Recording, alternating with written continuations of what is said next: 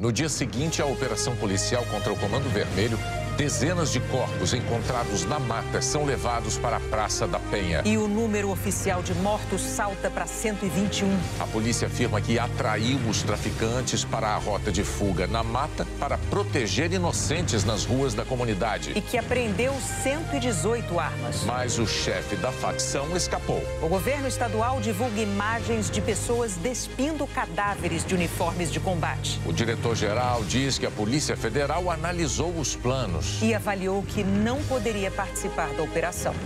Houve um contato anterior do pessoal da inteligência da Polícia Militar com a nossa unidade do Rio de Janeiro para ver se haveria alguma possibilidade de atuarmos em algum ponto nesse contexto. A nossa equipe entendeu que não era uma operação razoável para que a gente participasse. O Estado do Rio e o governo federal anunciam um escritório emergencial contra o crime organizado. Veja agora no Jornal Nacional. Não é uma questão mais de polícia, é uma questão de soberania nacional que deveria envolver, sim, o Lula, toda a sociedade brasileira, entender que o Rio de Janeiro não tem condição de enfrentar essa realidade. Eu não quero as Forças Armadas na favela brigando com bandido. Não é esse o papel das Forças Armadas. E enquanto eu for presidente, não tem GLO. Os usuários são responsáveis pelos traficantes, que são, sabe, vítimas dos usuários também.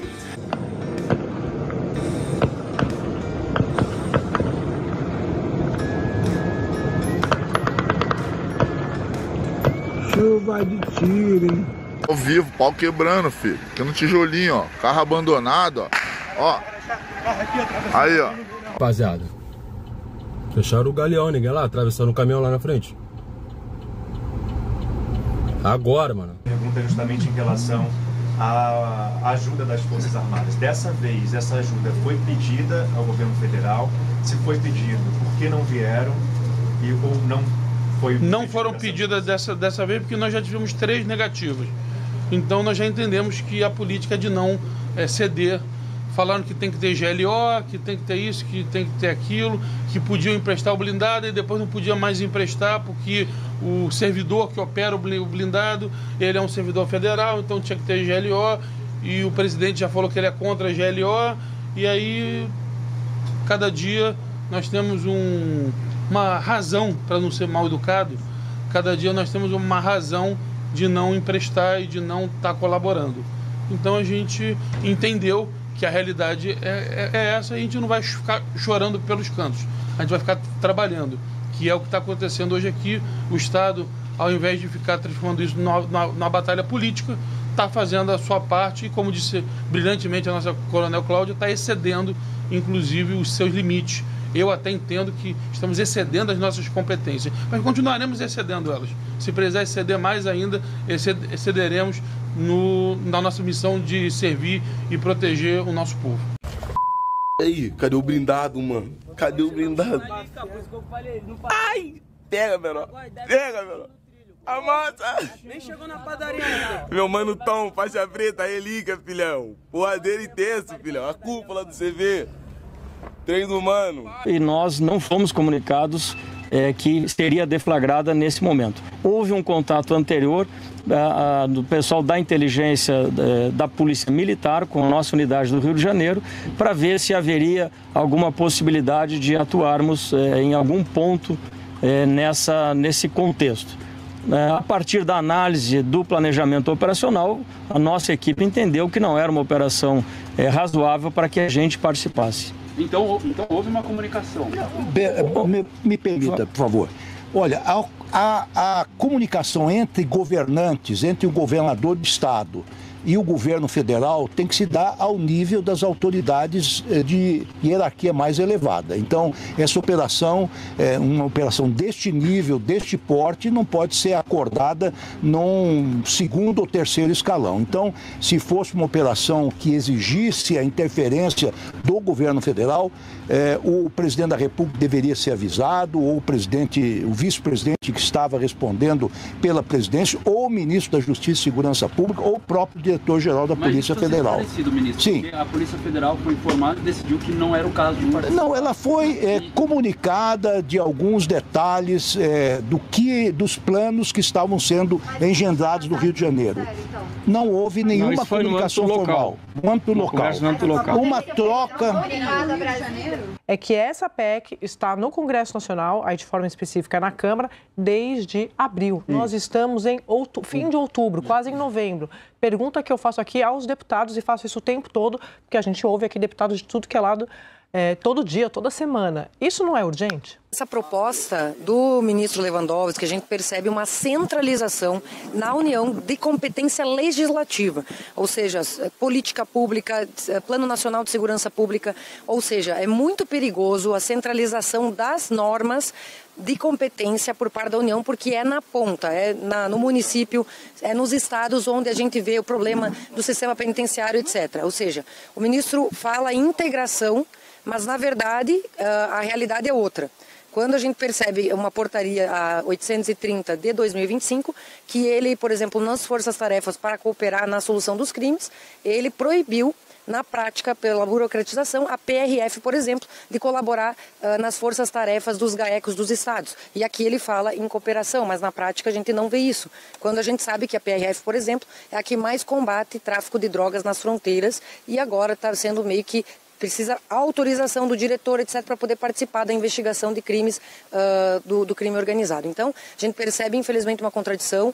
O ministro falou aqui, por exemplo, do estado de coisas inconstitucional. Isso é uma teoria muito delicada e complexa que o STF começou a aplicar, que em vez de aplicar e interpretar a lei, o STF agora interpreta os fatos e dizem que estamos vivendo um estado de coisas contra a Constituição. Com base nisso, eles autorizaram, por exemplo, na pandemia, a proibição da entrada da polícia nas favelas, que perdura até hoje no Rio de Janeiro.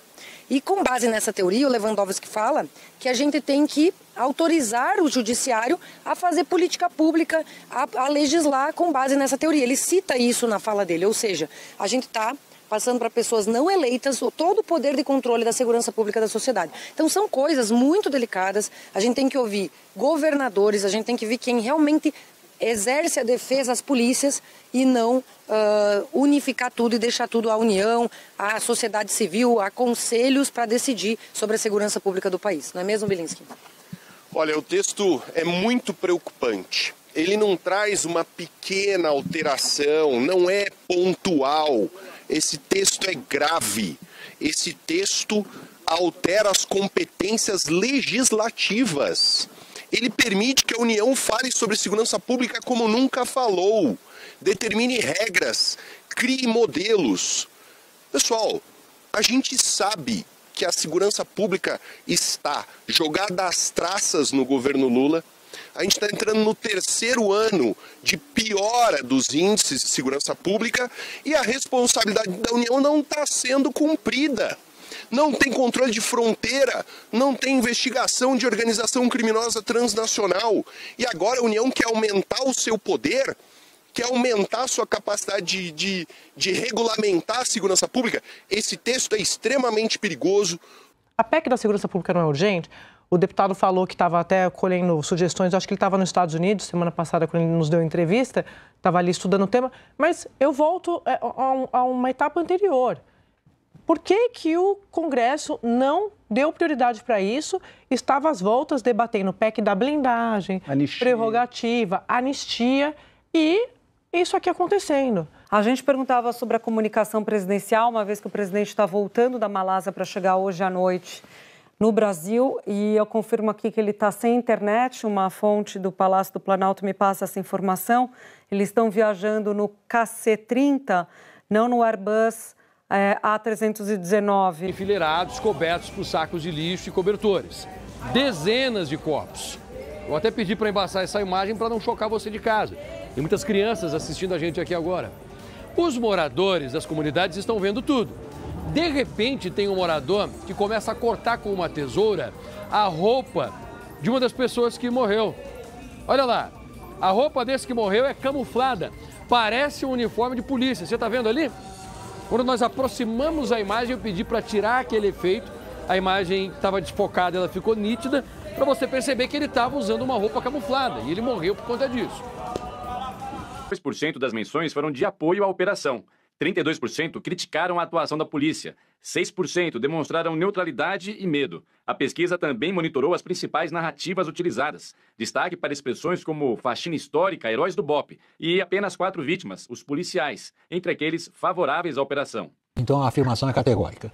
Diante de um fato dessa magnitude, do ponto de vista, sobretudo humano também, é uma tragédia humana, não se pode negar. A maior parte da população quer ver isso. Sem dúvida, eu acho que é uma surpresa em relação à coleta dos dados. E no momento que o governo Lula estava relativamente bem, tinha recuperado popularidade, não estou dizendo que esse caso vai ameaçar a popularidade conquistada, mas assim, acua, porque o discurso da direita para a segurança pública, ele tem muito mais aderência do que o discurso da esquerda, né? E tem exemplos no estado, né? A gente tratou aqui, São Paulo tem menos de 6 taxa de homicídio. O estado mais violento do Brasil é o Amapá, governado pela esquerda, PSB, partido do vice-presidente Geraldo Alckmin. A Bahia do ministro da Casa É o segundo estado mais violento em número de homicídios, que é governado pelo PT. Essas são imagens que mostram um drone-bomba sendo lançado por criminosos contra policiais na mega operação de combate ao Comando Vermelho, em 2 comunidades do Rio de Janeiro, o Complexo do Alemão e o Complexo da Penha. Esse é o tamanho do desafio que enfrentamos. Não é mais crime comum, é narcoterrorismo. Eu só queria entrar num ponto, policial, porque nós temos uma situação que chama bastante atenção. O governo diz que tem atuado para combater a violência no Rio de Janeiro. O que a gente tem é de números crescentes da violência. Aliás, o próprio depoimento agora do governador, ele demonstra e diz: o Rio de Janeiro está sozinho, é porque parece que chegou num limite que não dá mais para não atuar. Ele chamou essa ação de descumprimento de preceito fundamental lá na DPF das favelas, como ficou conhecido, de medida maldita.